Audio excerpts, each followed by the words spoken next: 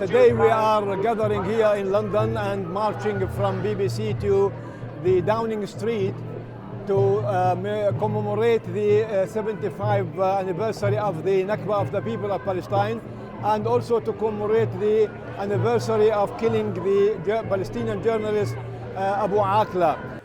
Israel has never been a genuine democracy.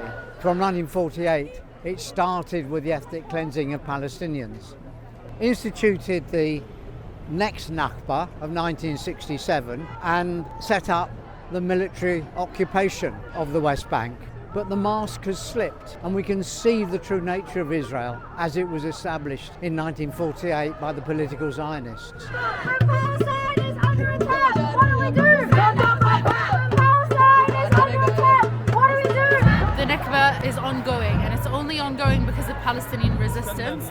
For even before 1948, Palestinians have always resisted the dispossession of their lands, the murder of the people, and that's why we march every year to ensure that our message continues to grow louder. Right now, as we speak, Israel is bombing Gaza.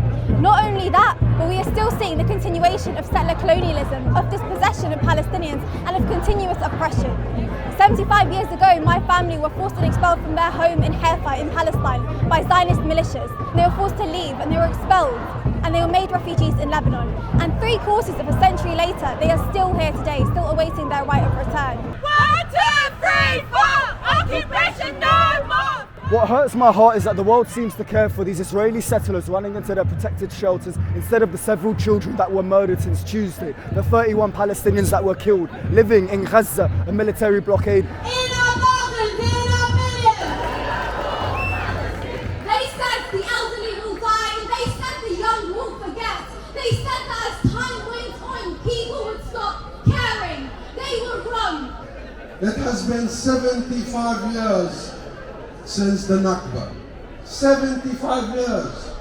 75 years since hundreds of thousands of Palestinians were forced from their homes, lands, towns and villages, never to be allowed to return until this very day. The message is clear.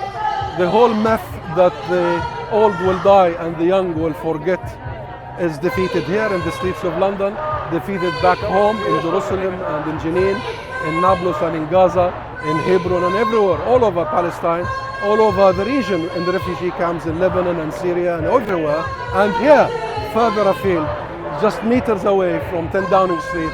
Today, we need to hold these criminals in 10 Downing Street accountable for signing us off to occupation, for hosting more criminals like Netanyahu, and for constantly denying the plight of the freedom of the Palestinians. It's a day for us that's consistent. It's been there for 75 years in every single Palestinian household. So not only in my family, but it passes down generation by generation with every single Palestinian family. Next week in the Dáil, the Irish Parliament, Sinn Féin will be bringing forward a piece of legislation that will call on the Irish government to divest all of our strategic funds from any company that is operating within the occupied territories.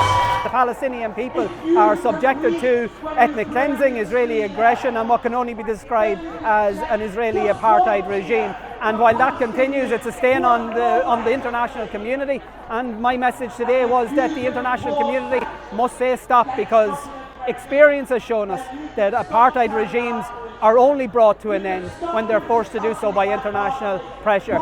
And so this is a day of sadness and commemoration. But let's also make it a day of hope and determination. Hope and determination.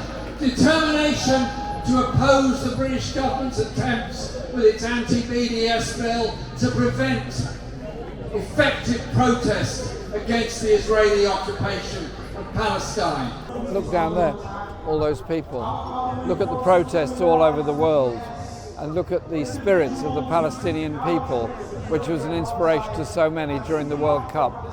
So in the worst times of adversity, you know who your friends are, including human rights activists in Israel, as well as in this country, in the USA, and all around the world. And so I'm here today in solidarity with the Palestinian people to try and bring about peace and demand the British government recognises unreservedly, unconditionally Palestine. And for those that think we're going to go away, dream on and think on. We will never give up on the rights of the Palestinian people to live in peace in their own land. Thank you very much, and thank you all again for being here today. Free, free Palestine!